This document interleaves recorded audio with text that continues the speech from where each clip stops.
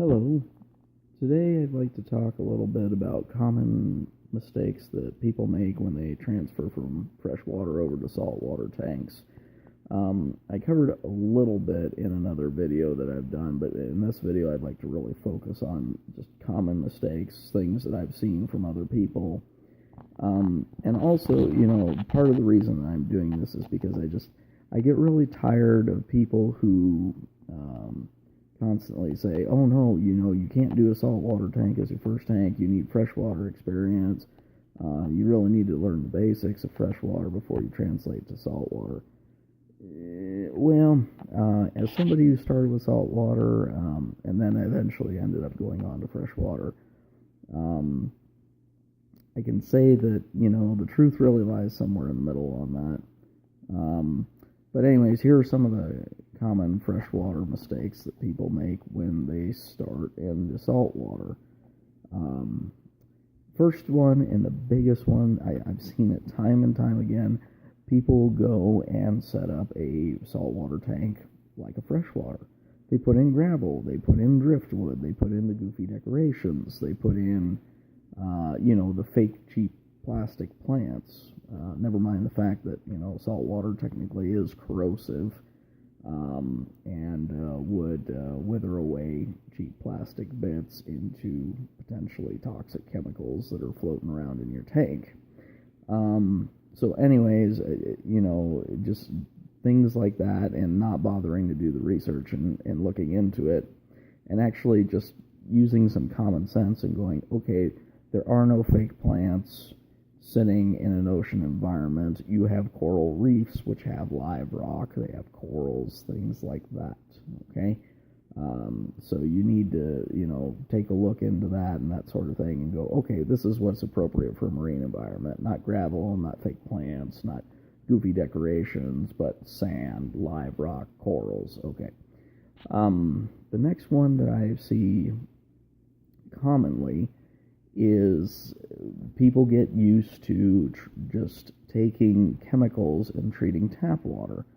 Well, unless you live in one of those very select few areas that has pristine tap water with a virtually non-existent TDS, basically a place that almost doesn't exist, you are going to need to get or have access to RODI system, or being able to purchase RODI water or RODI water and salt premix from your local fish store. All too often I'll see them, people dump prime, they'll dump in, these try and dump in something like a saltwater equivalent of Safe Start to make this tank safe for fish right from the get-go. It doesn't work. You have to cycle your tank. You want to make sure that you put in a source of ammonia in there to cycle and jumpstart the cycle in the process in the tank. So that's the second biggest issue that I run into, is people keep trying to use treated tap water in a saltwater tank. What happens is that the TDS, or total dissolved solids, causes a massive rapid algae bloom. You will have out of control green hair algae and various other types of nuisance algae in your tank that will be an absolute nightmare to clean up if you use standard tap water, even if you treat it, because you're still not removing those solids and minerals from tap water, which only, like an RODI system would do for you.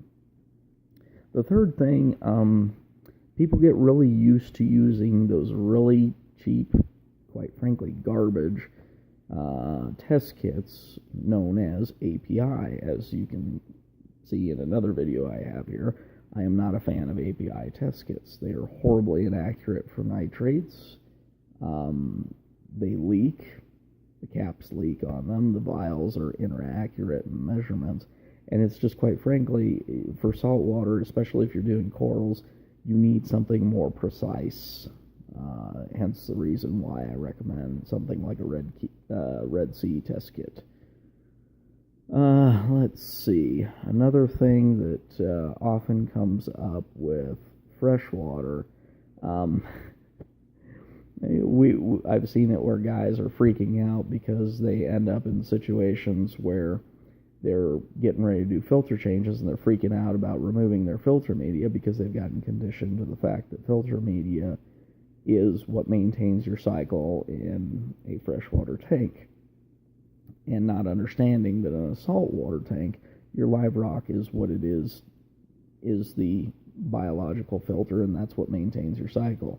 You don't worry about the filtered media. You just change it out and call it good, because your live rock's going to handle the other stuff for you. It's going to take care of business.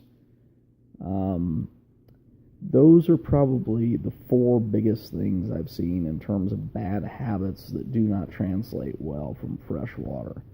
So don't get me wrong. I mean, freshwater does teach you some good habits, the basic principles of the nitrogen cycle, learning a semi-reliable method of, changing out water, filters, those sorts of things. But there's a lot of things that, quite frankly, unless you just spend a lot of time researching about saltwater, you're just not going to know. Even if you've had years and years of freshwater experience, you're just not going to have all the information that you need without really going through and delving into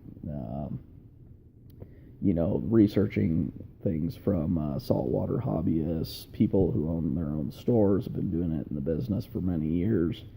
YouTube videos, of course, like these are very useful. And so it's just, even if you're experienced with freshwater, don't think that, okay, I've done this for 5 years, I'm good to go. Well, really, you're not.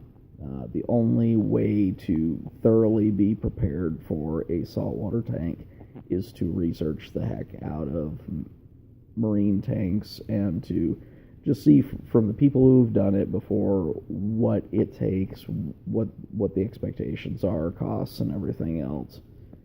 Because that's the only way that you're truly going to be able to get a good firm knowledge and grasp, and reduce the likelihood of having a major catastrophe, and an expensive one at that.